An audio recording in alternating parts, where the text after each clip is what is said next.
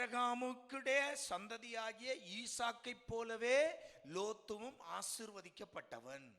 ஆமென், ஆமென். வாக்குத்தத்தம் பண்ணப்பட்டவன் அல்ல, ஆனால் ஆசீர்வதிக்கப்பட்டவன். இரண்டாவது, கிருபை மேல் ஆண்டவருடைய கிருபையை பெற்றுக்கொண்டவன். ஆனால் அப்ரகாமுடைய சந்ததி ஆசீர்வதிக்கப்படுகிறது. கிருபை மேல் கிருபை பெற்ற பிறகும் கூட லோத்துவின் சந்ததியோ தேவனுக்கு முன்பாய் அருவருக்க சந்ததியாய் மாறிவிடுகிறது. ஆமென், அல்லேலூயா. இதிலிருந்து ஆண்டவர் நமக்கு கற்றுத்தருகிற பாடம் என்னவென்றால், கிருபை பெற்ற தேவ பிள்ளைகளே, நாம் பெற்றுக்கொண்ட கிருபையை ஒரு நாளும் அசட்டை பண்ணக்கூடாது. காரணம், அந்த கிருபை மேல கிருபை ஆண்டவர் தந்துக்கிட்டே இருப்பார். அது ஒரு காலகட்டம் தான். நமக்கு தெரியும், கிருபையின் காலம் ஆவியானவர் இந்த பூமியிலிருந்து எடுக்கப்படும் வரைக்கும் தான் கிருபையின் காலம்.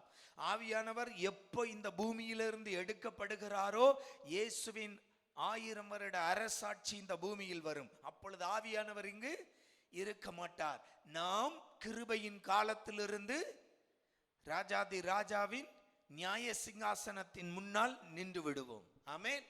அப்ப கிருபை கிடைக்காது. அப்ப ஆண்டவரே கிருபையை தாருன்னு கேட்டா எவ்வளவுதான் பாடினாலும் கிருபை கிடைக்காது. கிருபை மாற்றப்படுகிற ஒரு காலகட்டம் உண்டு. ஆமென், அல்லேலூயா.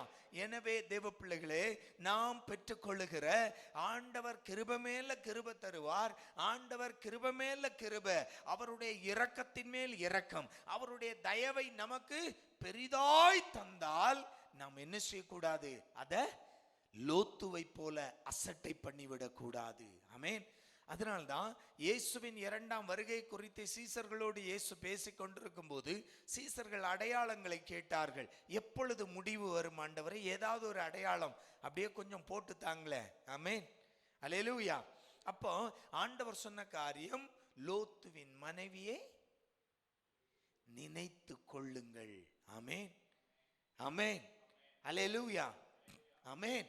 பாருங்க, அவ்வளவு பெரிய கிருபை பெற்ற ஆண்டவருடைய பெரிதான கிருபையை விளங்க பண்ணப்பட்ட லோத்து ஆண்டவருக்கு முன்பாகவே அருவருக்கக்கூடிய சந்ததியாய் மாறிவிடுகிறான். ஆமென்.